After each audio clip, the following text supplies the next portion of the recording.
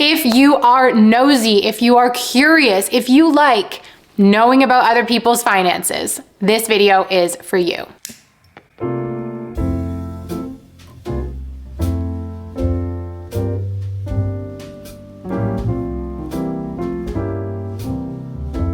Hey everyone, welcome back to my channel. Welcome to what I spend in a month. This is for November 2023. This is, I guess, technically the last what I spend in a month of the year because we are now in December. Happy holidays, you guys. I'm so happy to be filming in front of my Christmas tree. We have little Maggie joining us in the background, and it's a really cozy setup. I've got my classic little cinnamon water in the Gentle Productivity mug. I'm so excited to chat with you guys about money today. I had so much fun preparing this video, looking over all of my spending, and we're gonna get right into it. We're gonna spill all the money tea. If this is the first video of mine that you are watching, my name is Zoe. I'm 27, I live in Montreal, and I post a ton of videos about personal finance, lifestyle, mental health. I'm really an open book. Oh. Anyways, I just love sharing my life with you guys, and I would love for you to subscribe. And whether or not you're new, please like this video. Please give it a thumbs up. It really supports my channel. All right, so we are gonna spill all the money tea. We are going to go over every single thing I spent category by category and finishing up with a grand total. Before we get into it, I want to thank Scrintel for sponsoring today's video. Scrintel is where creativity meets clarity. I was so excited when they reached out because I love trying new note-taking apps, new digital organization apps, because I feel like at the end of the day, I really am a paper girly, but there are many moments in our tech-filled lives that you really do need an online way to take notes, to jot down your ideas. And I'm always like writing down little to-dos, writing down a million lists, a million ideas. I'm someone who my brain is constantly spinning. And so I really need multiple outlets to put my ideas down. And the more that they can be organized, the better. I've had so many genius ideas for like YouTube videos or like Instagram content or money videos, and I write them down somewhere and they get lost. So I'm so excited to have Scrintel to help me organize my thoughts. Scrintel was founded in Stockholm, and they are a note-taking platform designed to bring you from brainstorm to a refined idea. It's perfect for researchers, for students, for creatives, entrepreneurs, people who want to write blog posts, people who want to organize their journal. If you love to read and you like taking notes while you read, literally anyone with a ton of ideas, I think could definitely benefit from trying out Scrintel. What I like the most is that it was so easy to use. So I just got started. You start with a blank canvas. There's no big learning curve. You don't feel like you need to take a masterclass or spend a month getting the software down, which I have personally experienced with other productivity apps. Scrintel is simple and easy to use, and the more you use it, the more you can build and really take advantage of all of the features. So on the screen, I've been showing some examples of some more complex ways of using Scrintel for notes or organizing your business ideas. But in today's video, I used it to organize my spending. Throughout the month, I use my budget tracker, and today I use Scrintel to organize all of my spending category by category so that I can present it to you in a cohesive and nice looking way for this video. So with that being said, thank you Scrintel for sponsoring, and let's dive into this video. You guys can get 10% off your Scrintel subscription by using code Zoey10 and following my link in the description. So to start, we're looking at my Scrintel desk, and I think over time this is going to get packed with stuff, but I started by organizing it into 3 sections. We have random notes, we have daily to-dos, and then we have a section for my what I spend in a month. So we're going to click into this board. I open it up and we have another board. Because this was my first month using Scrintel, we only have the one for November, but as the months go by, I'll be able to store all of my information for my what I spend in a month within this board. So we're gonna click in once again, and here we have my what I spend board for November 2023. You guys can see I added titles. Each of these are cards that I color coordinated, and it goes all the way down, but I don't want to give away the grand total yet. This was so easy to make. It was really, really seamless. To add a new card, you can click on the side here. You can add a card, a board, a daily card. You can add website links. You can link the cards to each other. You can add tags. There's a million ways to sort and organize these cards. You can have them linked to one another. So if you want to highlight just your on credit spending, you can just make your credit spending pop up. it's super cool. But if you guys are ready, let's get into what I spent this month. Let's start by jumping in to my fixed expenses. So you guys can see the card opens up here. The first thing we have is my home rent for the month, $875, which is my rent, my parking. That also includes internet, electricity, everything is all bundled up in that one price. Then we have my office rent, which is $750. This is technically a business expense, but I still like to include it here because I'm self-employed, so my business expenses are like my expenses and whatever. I also have to pay insurance on my office for $100. And something I spoke about in my monthly reset is I'm thinking of maybe giving up my office, and I'm feeling so torn about it, you guys, because my office is really expensive. Like when I look at my fixed expenses being $1,725, and that's with having paid off my car. Like my car's paid off, I have no more car payments, but I still look at this number and I'm like, it's really high. That being said, I do need to remember that the $750 or the $850 from my office is a business expense, but I'm really thinking about giving up that office and I'm not sure. I was there all day yesterday, and whenever I'm there, I'm so happy most of the time. I just feel so productive. I feel so proud of myself for having an office, but then I have days where I work from home and I'm like, why am I paying $800 a month when I don't really need to? So I don't know. That is something that I need to reflect on in the new year. And this is like exhibit A of why it's really, really helpful to look through your spending, and you can, have these moments where you're thinking, and is it worth it? Is it something I want to keep spending on? Without being hard on yourself, without judging yourself, you just get to kind of look at it. I keep wanting to say abstract, but that's not the word. You get to look at the numbers, you get to look at the facts, which is the opposite of abstract. So yes, my fixed expenses total is $1,725. You guys may see that there's like a dash for my car insurance. I'm currently having problems where for the past like 5 months, my car insurance hasn't been coming out of my bank account. So I owe them like $500. And anyways, so I haven't paid that yet because I have to deal with them. I just hate insurance so much. I always have problems with insurance. But anyways, I didn't pay it this month. And all of the previous months when I thought I was paying, I actually hadn't been paying. So now I have like $500 that I'm just keeping aside for whenever they decide to take it from my account. Love it. All right, now we're gonna move in to my variable spending. I will tell you guys what this color coordination is all about afterwards. Maybe you guys can guess, but I had a little system here. So let's start with groceries. We have this whole big long list. Most of this is all stuff for dinner. Like I bought chicken.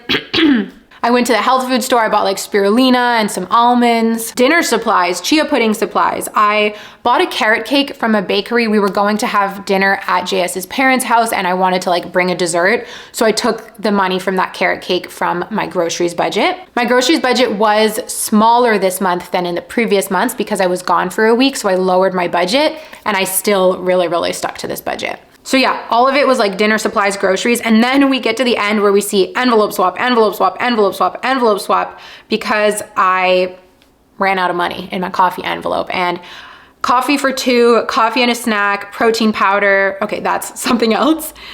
And then hot chocolate for my sister and I. So towards the end of the month, I went to visit my family in Ottawa. And so I wasn't spending on groceries because I was like living out of my parents' house, which they fed me, which is super nice. But I was like going out for little snacks here and there. So that's what all of those coffees came from. And because I had already spent most of my coffee envelope, I was taking it from my groceries because I had that extra cash in the groceries envelope. So it all balanced out. I'm still super happy with how this month went. The total was $318.27, where I had budgeted $350. So the box turns green, perfect. And all of this was budgeted and spent with cash. Then we go into gas. I spent $100 once for gas and then $76 a second time. Normally I try and keep my gas spending around $100.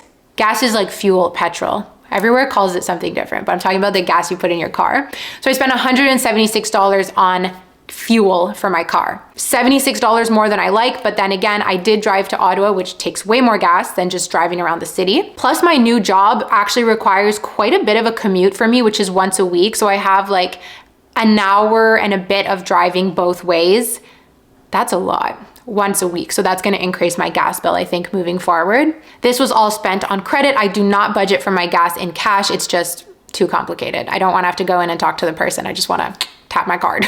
Next up is coffee. We have coffee and a snack for $11.30 and then a chai latte for $6.87, making the total coffee budget $18.17, where I believe this month I had budgeted $30. So I had about $10 left, but as we saw, I did take quite a bit from my groceries envelope, and all of this was spent with cash. All right, dining out. So my goal this month was to limit my dining out. Aside from my vacation when I'm home in Montreal, I really wanted to limit my dining out, and I'm really proud of myself. I did do that.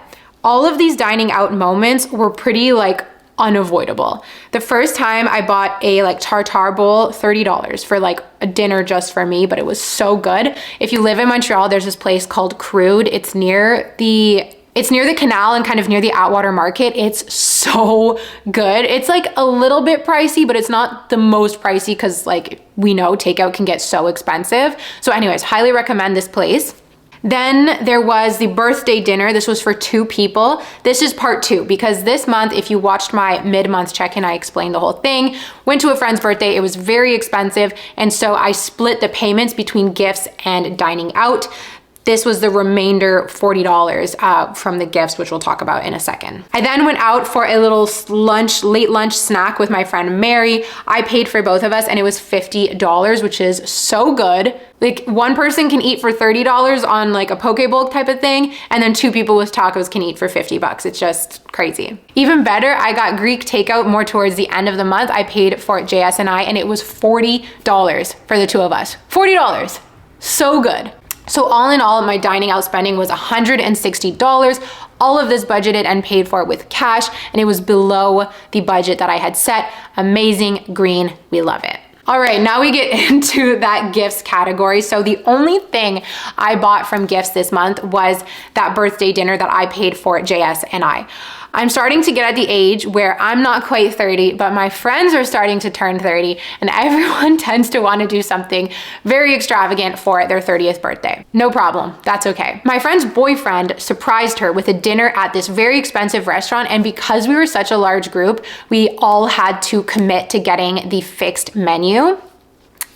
When I talked about this little mini story time in my mid-month check-in, I got a lot of different opinions saying like, oh, you know, it's not a big deal. You know, you're paying for quality time with your friends. And then I got other opinions saying like, oh my God, like you shouldn't have gone. That's way too expensive. And you know, everyone just kind of falling in the middle. I think it just goes to show how personal finances are and how everyone values something different.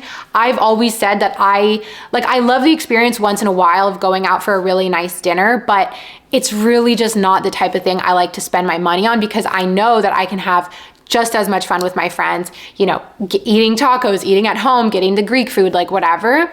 So that's just not where I value spending my money, but I do value my friend and I wanted to go to her birthday party, so I agreed to go. So in order to budget for it, I had to split it between my 2 envelopes because I didn't just want to put it on my credit card and deal with it later. I knew then that I would feel like angry about it because it was a lot of money. It was a lot of money. It was $200 for 2 people. I didn't want to feel like annoyed or angry or resentful about it later, so I made it work between my gifts budget, which I had been building up a little sinking fund in, and then putting the rest on my dining out budget. So it all worked out. It's all good. I do think it's really interesting, you know, the way that every individual person really values spending their money differently. And I think that's normal and that's a good thing. Like we're not all the same, so we're not all gonna spend our money the same way. All right, now we move into personal care. I got a probiotic. It's like my monthly subscription to Ritual. It was $80, which is really expensive. I need to find a better probiotic that's not so much money because $80 a month is a lot. And then I got my nails done, which is just like my classic personal care expense, $57, red nails, we love it. I get my nails done once a month. I really let them grow out and then I go get them done, and it's kind of like a little treat yourself. I used to do my nails myself and I don't miss it. I have to say, I really don't miss doing my own nails. It's so much quicker going to get them done, and I've been doing SNS, which makes them really like hard. You know, that tap, tap, tap. They can grow really nice and long, and they don't bother me when they grow out. Like some people would look at this and be like, oh my God, that's disgusting. I really don't care. Once a month, perfect for me. So this was a mix of cash and credit because the probiotic came out of my credit card and the nails I always budget for in cash. This category is pink. I wonder what that means. Then we have Maggie.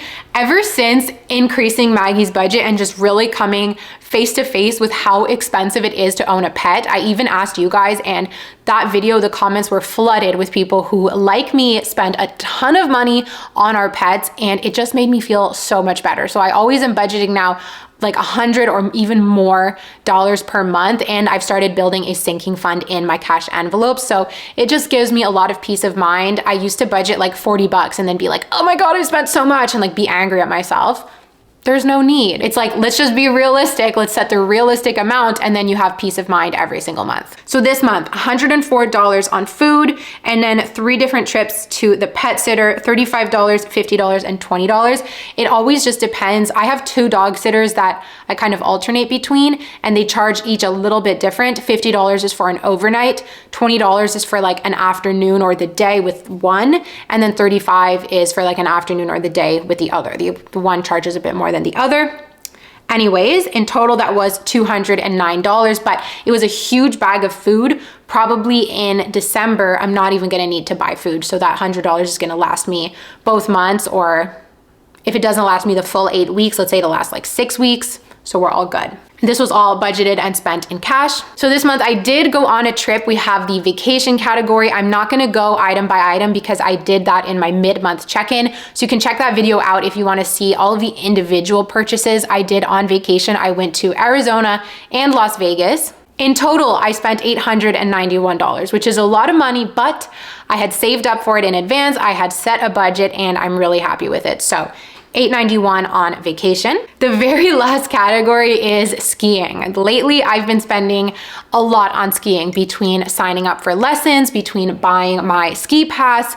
This month, a lot of other expenses came up. First of all, I bought a pair of skis. Every year prior, I was just renting skis for the season. I was spending $150 and just renting these skis that are like depreciating every year. They're like these old skis. Finally, this year I decided enough is enough. I want to own my own skis, and did a bunch of research. JS helped me a lot. I cannot take all the credit for it.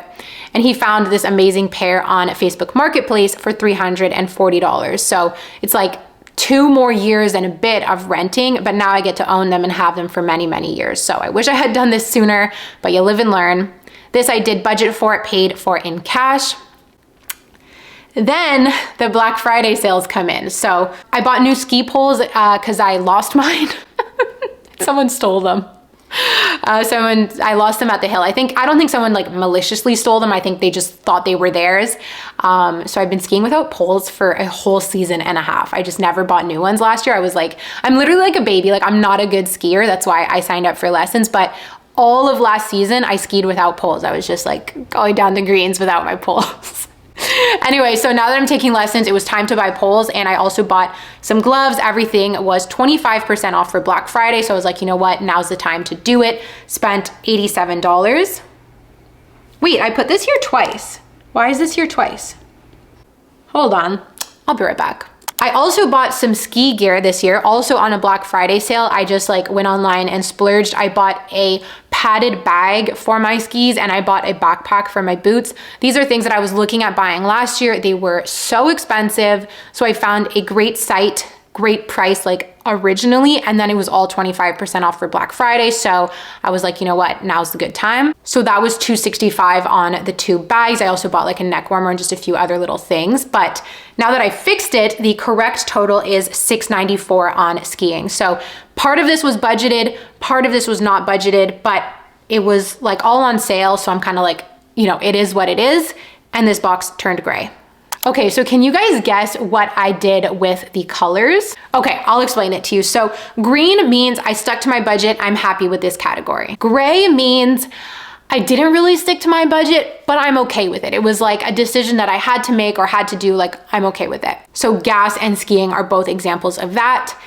And pink, there's no red, so that's why I did pink, but pink means I'm not super happy with it. So the probiotic, like I hadn't finished my previous bottle, I just forgot to cancel it, so I'm kind of like, ugh.